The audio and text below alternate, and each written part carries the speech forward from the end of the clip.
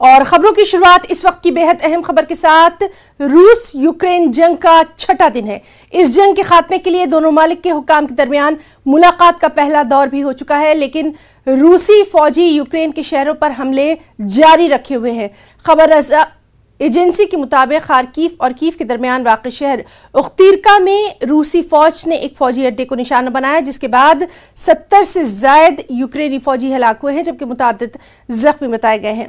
یوکرینی حکام کے مطابق یہ واضح نہیں ہے کہ آیا ہلاک ہونے والے تمام عام شہری تھے یا فوجی۔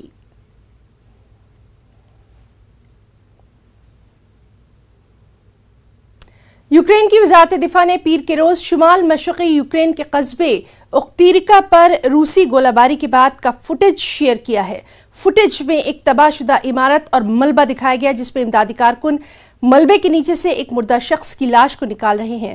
نیوز ایجنسی کے مطابق روسی فوج کی جانب سے اختیرکا میں ایک بیرک کو نشانہ بنایا گیا، جو کہ روس کی سرحد کے قریب سومی علاقے میں واقع ہے۔ یوکرین انتظامیہ کے مطابق اس حملے میں کم از کم 6 شہری ہلاک اور کئی زخمی ہوئے ہیں۔